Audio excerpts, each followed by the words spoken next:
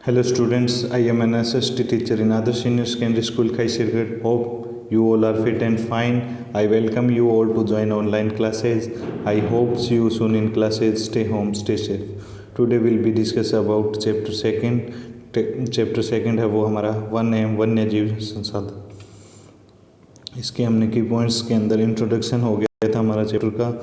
इसके बाद में हम पढ़ रहे थे भारत में वनस्पति जात और प्राणी जात, और आज हम पढ़ेंगे भारत में वन और वन्य जीव संरक्षण के बारे में, और अगले क्लासेस में हम इसके बारे में पढ़ेंगे। फोर्थ जो पॉइंट है समुदाय और वन संरक्षण के बारे में हम पढ़ेंगे। तो आइए हम पढ़ते हैं आज।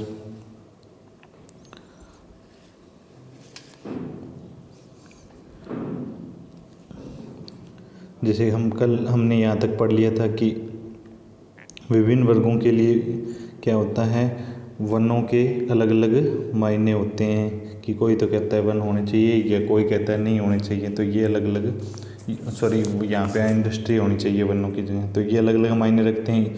इसका हम एक एग्जांपल के द्वारा समझने की कोशिश करते हैं। हिमालय यव संकट में, तो हिमालय यव संकट में कैसे हैं? हिमालयन यव क्या है? एक चीड़ का सदाबहार वृक्ष है, चीड़ की तरह। यह एक चीड़ का प्रकार ही है। ये एक हिमालयन यव, ये पौधे का नाम है, पेड़ का नाम है। एक औषधीय पौधा है। ये क्या है? एक औषधि, जिससे हमें औषधि प्राप्त होती है। किस प्रकार की औषधि प्राप्त होती है? इससे हमें कैंसर से रिलेटेड जो उपचार के अंदर है इसका काम में लिया जाता है। इस पौधे की छाल वगैरह इनका काम, इसकी जड़ से क्या है, टक्सोल नामक एक रसायन निकलता है जो क्या है कैंसर के लिए, कैंसर उपचार में प्रयोग में लिया जाता है। तो इसके बारे में पढ़ते हैं। औषधीय पौधा है जो हिमाचल प्रदेश और अरुणाचल प्रदेश के कई क्षेत्रों में पाया जाता है। कहाँ कहाँ पाया जाता है ये पौधा? आपसे ये पूछ सकता है कि ये चीड़ का एक प्रकार हिमालयन यव कहाँ पर पाया जाता है। हिमालय कहाँ कहाँ फैला हुआ है? हमारे हिमाचल प्रदेश में, और कई राज्य हैं उनमें फैला हुआ है। लेकिन ये कहाँ कहाँ पाया जाता है? सिर्फ और सिर्फ अरुणाचल प्रदेश और हिमाचल प्रदेश में। ये हमारे जो इंडिया का मैप हो गया, इसमें हम देख लेते हैं। ये थोड़ा सा जल्दबाजी में सही बना रहा है। ये यहाँ से ये हिमाचल प्रदेश आ जाता है हमारा।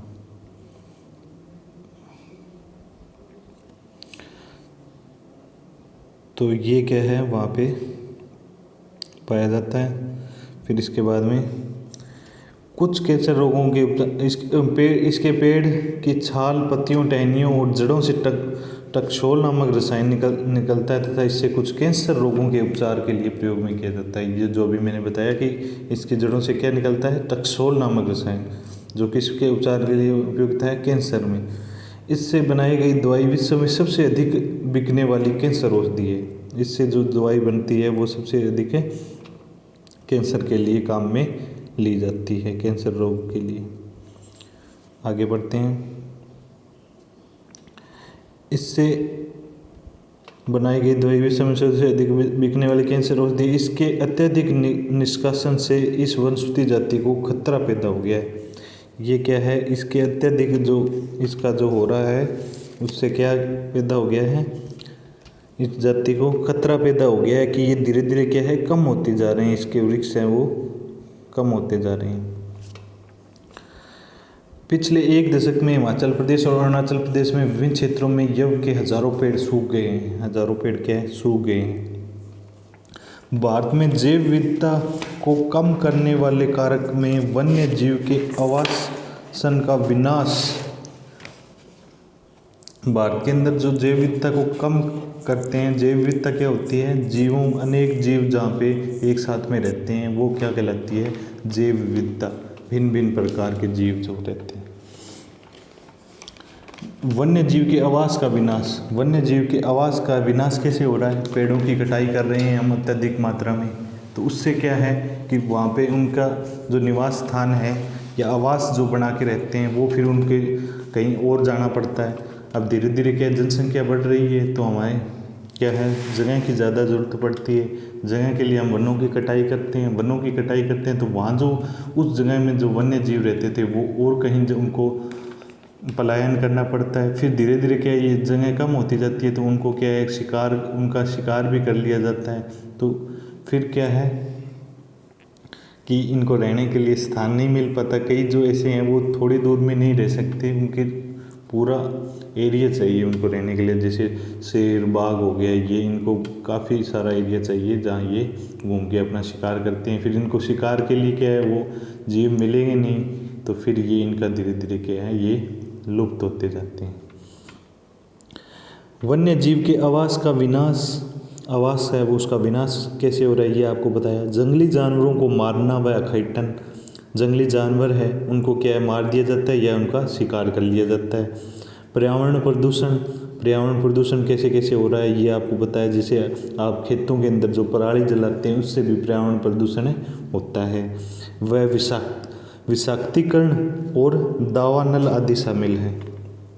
विषाक्तीकरण और दावानल, दावानल क्या होता है कि जो कई बार क्या है कि इसके अंदर जंगलों के अंदर आग लग जाती है। जैसे पीछे अभी जो हुआ था ऑस्ट्रेलिया के अंदर, भीषण जो तबाही हो गई थी वनों की आग लगने के कारण, वनों में क्या है आग लग जाती है तो उससे क्या है बहुत ज़्यादा नुकसान होता है। उससे वो वहाँ के वन्य जीव और पर्यावरण को अत्यधिक हानि हुई थी। अब पीछे आपने ये मेन खबरों में रहा था ये विषय, ऑस्ट्रेलिया के जंगलों में आग।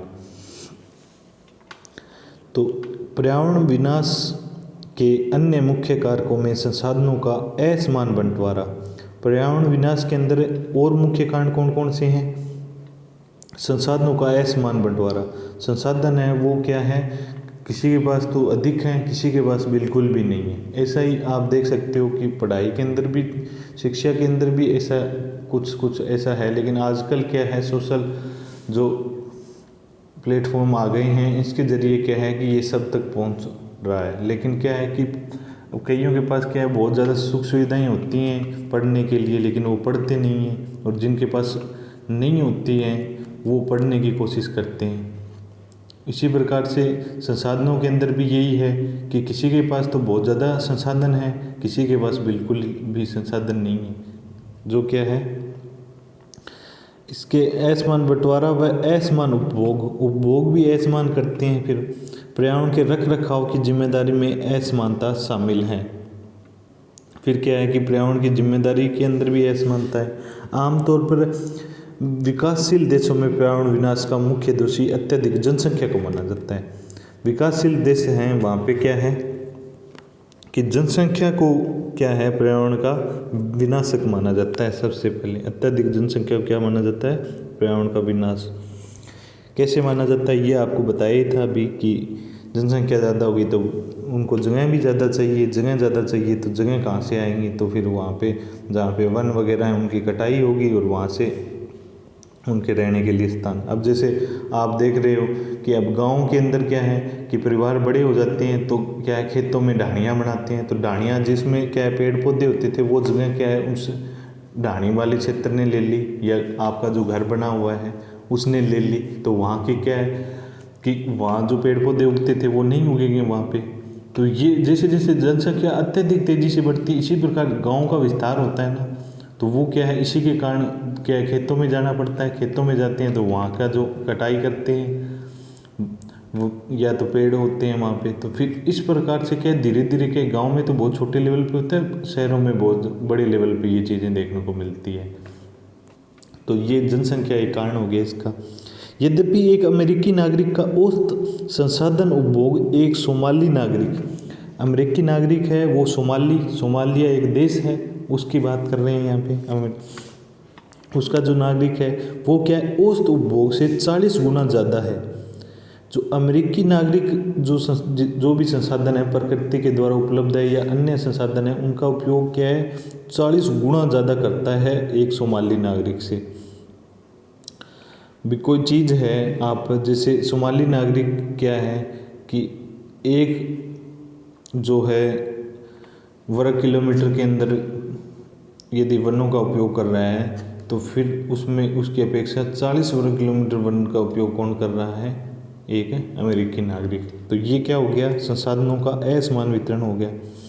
इसी प्रकार शायद भारत के 5% धनी लोग, भारत के अंदर भी ये चीज़ें हैं, 5% धनी लोग 25% गरीबों की तुलना में अपने संसाधन उपभोग द्वारा पर्यावरण को अधिक नुकसान पहुंचाते हैं। 5% जो धनी लोग हैं वो क्या करते हैं कि इनकी तरफ उनको क्या लगाना होता है, उनको क्या करना होता है, बिजनेस करना होता है। उनकी भले ही चाहे वन हो नहीं हो, जहाँ पे उनको ज़मीन मिलती है वहाँ से वन काट देंगे और वहाँ पे क्या है अपनी इंडस्ट्री स्थापित कर लेंगे। तो ये क्या है 5% लोग हैं वो 25% गरीबों की तुलना में बहुत ज़्यादा क्या है इसको संसाधनों का उपयोग करते हैं और नुकसान पहुँचाते हैं पर्यावरण को। तथा इन 5% लोगों को पर्यावरण रख रखाव में कोई जिम्मेदारी नहीं है, मतलब कि ये अपनी जिम्मेदारी नहीं मानते कि हमारी कोई जिम्मेदारी नहीं है, हमारा काम है बिजनेस करना, ये मानते हैं। प्रश्न यह है कि कौन क्या कहाँ से और कितना उपभोग कर रहा है, कौन है और क्या है जो कहाँ से कितना उपयोग कर रहा है। क्या आप जानते हैं, अब इसमें क्या है कि एक जो पैराग्राफ जो दिया गया है इसमें आपको देखना है कि क्या आप जानते हैं कि भारत के आधे से अधिक प्राकृतिक वन लगभग खत्म हो गए। आधे से अधिक प्राकृतिक वन क्या है खत्म होते जा रहे हैं और हो चुके हैं। 1/3 जलमग्न भूमि सूख चुकी है। वहाँ पे पहले क्या है कि जल इतना ज़्यादा रहता था और अब वहाँ पे क्या है सूखा है। अब जैसे आप चेन्नई में भी देख सकते हो, पीछे जो IPL चल रहा था वो किसके कारण रुका कि वहाँ पे क्या है पानी की कमी हो गई, लोगों को पीने का पानी नहीं मिल रहा। इसी प्रकार 70% धरातलीय जल क्षेत्र प्रदूषित है। जो 70% जो धरातल के ऊपर जो जल है वो क्या प्रदूषित है, मतलब वो पीने योग्य नहीं है या उपयोग करने योग्य किसी भी काम में नहीं लिया जा सकता। 40% मैंग्रोव क्षेत्र लुप्त हो चुका है। मैंग्रोव क्षेत्र क्या है 40%, जो क्या है समुद्र के आसपास का जो क्षेत्र होता है वो क्या है वो लुप्त हो चुका है। जंगली जानवरों के शिकार और व्यापार वाणिज्य की दृष्टि से कीमती पेड़ पौधों की कटाई के कारण अब क्या है जंगली जानवरों का शिकार किया और शिकार करके उनको बेच दिया जाता था, मार के उनकी खाल वगैरह है उनको क्या है उनका व्यापार कर लिया जाता था। और वाणिज्य की दृष्टि से भी, व्यापार की दृष्टि से क्या है कि पेड़ पौधे काट लिए जाते थे। जैसे अब शीशम की लकड़ी है वो महंगी है बाकियों की अपेक्षा, जैसे सफेदे की लकड़ी हो गई या फिर उसके अपेक्षा साल की लकड़ी हो गई और चीड़ की लकड़ी हो गई और भी बहुत सारे पेड़ हो गए। उनकी कटाई किस लिए कर दी जाती है, कुछ अपने निजी हित के लिए भी, उनसे क्या पैसे मिल जाते हैं थोड़े बहुत, उनको बेच देते हैं लोग। तो हजारों वनस्पति और वन्य जीव जातियाँ लुप्त होने की कगार पर। इनसे क्या है कि इनसे ये सिर्फ आपने ये एक पेड़ काटा, उससे सिर्फ एक पेड़ की जगह ही नहीं बल्कि क्या एक पेड़ को नुकसान नहीं हुआ, बल्कि उसके ऊपर जो जीव जंतु थे आसपास में जो रहते थे उनको नुकसान हुआ।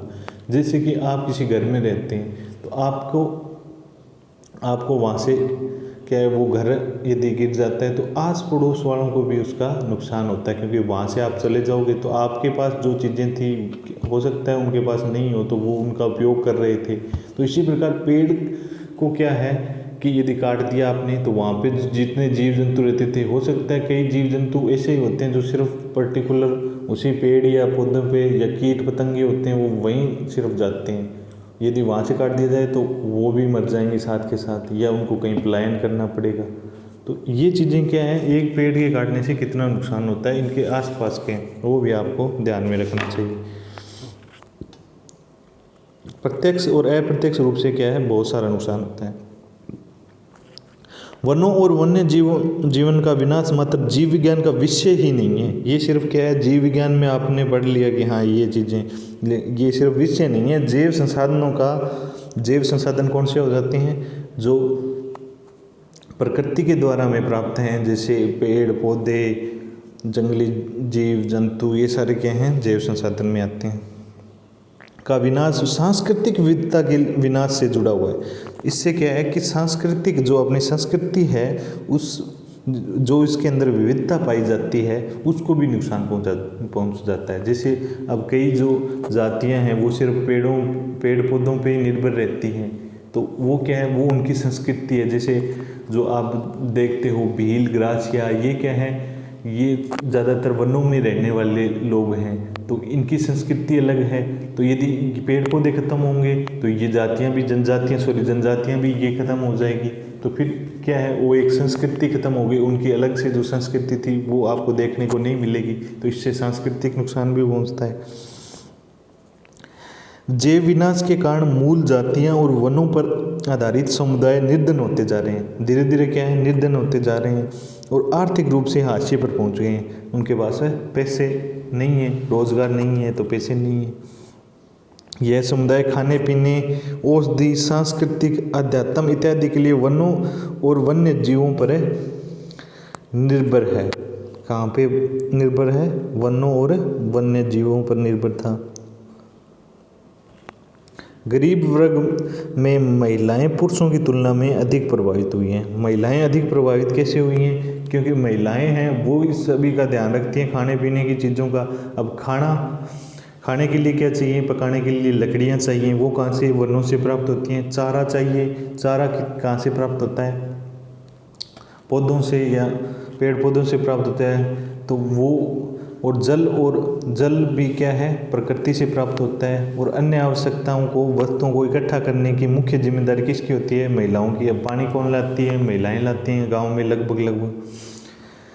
जैसे इन संसाधनों की कमी होती जा रही है, तो इन संसाधनों की कमी होगी तो महिलाओं पे क्या है, विपरीत असर पड़ेगा। क्योंकि इनको लाने के लिए, यदि पानी यहाँ पे आज खत्म हो गया तो दूसरे गाँव से या दूसरी जगह से लाना, एक जगह से दूसरी जगह जाना पड़ेगा, दूर जाएंगे तो वहाँ पे क्या है, उनका टाइम जो वेस्ट हो जाएगा। तो उससे क्या है कि घर भी प्रभावित होता है, क्योंकि घर पे वही खाना बनाती हैं, तो खाने का टाइम जो है वो मैच नहीं हो पाएगा।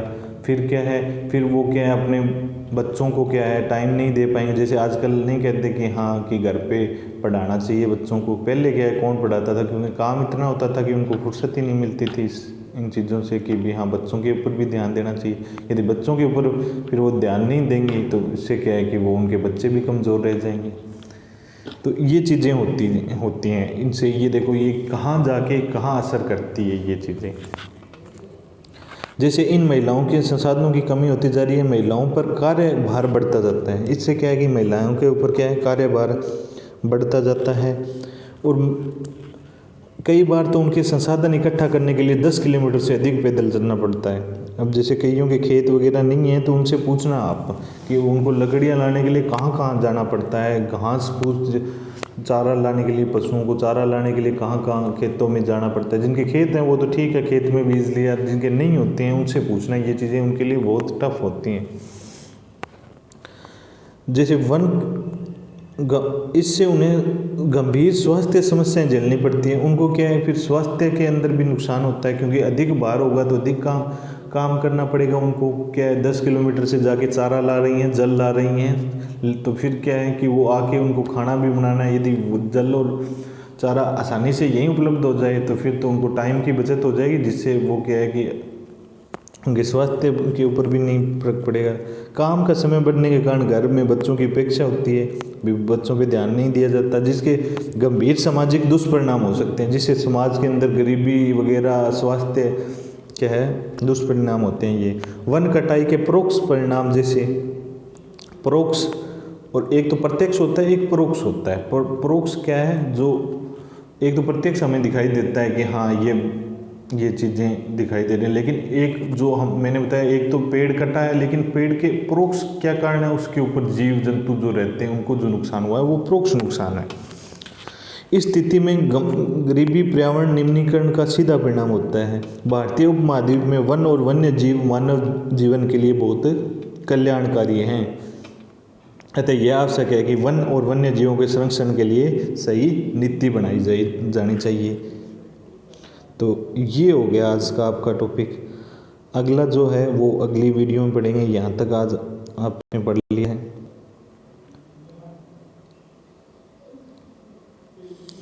Thank you, have a nice day. जय हिंद, जय भारत।